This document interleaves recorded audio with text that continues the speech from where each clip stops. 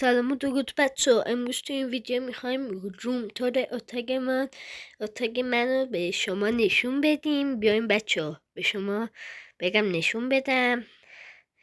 از این طرف بفرمایید. خب حالا اینم از روم تور اتاقم که قشنگ میبینید 3 تابلو خفن اینجا برای شما ویدیو میذارم، اینجا مطالعه میکنم. اینم گربمه، اسمشو نمیدونم چی بذارم، حتما توی کامنت ها بگین اسم این گربمو چی بذارم. حتما کامنت بذارید. اینم صندلیمه، بشینم ببینم چه خبره. منم آتاق نارنجی هم دیگه، همه تون میدونید. حتی اینجور چیزا هم لباسام هم نارنجی کردم، حتی خود سپرم نارنجی کردم. اینجا مثلا میشینم برای شما ویدیو میسارم. اینجا هنوز رومتور اتاقم بود، بیام خونه من به شما نشون بدم. اینجا برای خودم سینماست دیگه، اینجا سینما هنوز تزیین کاریش مونده ها. بعد طبقه دومم داره، بیایم طبقه دو هم به شما نشون بدیم. اینجا میام با دوستانم فیلم نگاه میکنم و غذا میخورم، فیلم و غذا دیگه. بعد اینجا کار با لپتاپمه. بعد اینجا که اینجا نمیدونم سولو استیشن 1، اینجا وقتی از خودم فیلم میگیرم اینجا میشینم، مثل اینجا برای فیلممو از اینجا برای خودم میگیرم. اینجا هم 3 فکر کنم، نه 2. اینجا ریکوردینگه، اینجا ریکورد میکنم. اینجا سولو استیجن میکنم. اینجا هم نوشته چیه اینجا؟ امسیرس نت. اینجا آره لپتاپمه، به شما گفتم دیگه.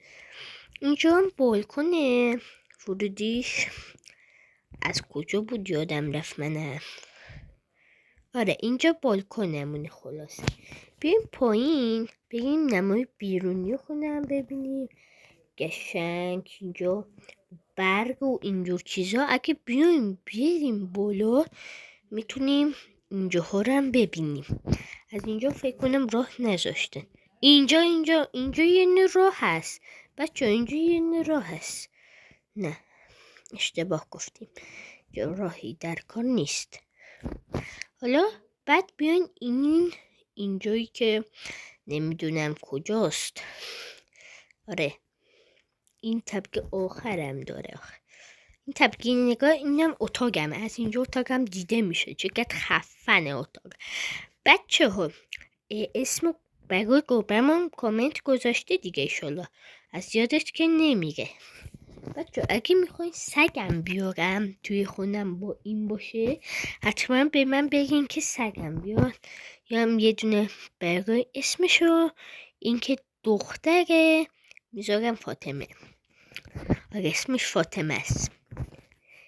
زدم بوکسلفمو نابود کردم، بذارم بوکسلفمو. بچه اگه این مودم میخواین حتما به من بگین که آموزششو بذارم برای شما. بچه این از روم تور اتاقم که پیسی هم دارم. بعد حالا اینجا میام اینجا نوشته چیزها رو. Private Meeting Room 1، اتاق 1. این بچه این خونه رو من خودم نساختم، یه دونه سابسکرایبرم ساخت برای من داد، گفت بیا اینم خونت. من فقط این کاراشو کردم، این دیزاینایی که این روم تو اتاق گذاشتم اینا رو کردم. این کفشم نارنجی، بازم نارنجی کردم. به خاطر همون دیگه اون چنلم آخرش که اونجا گفتم سابم میکنی، اونجا نارنجی استفاده شده، همه جا نارنجی. بچه بهش که نارنجی لایکو بکوبید. بچه اینم از روم تور اتاق من. امیدوارم که لذت برده باشین. تا ویدیوهای بعدی، خدافظ.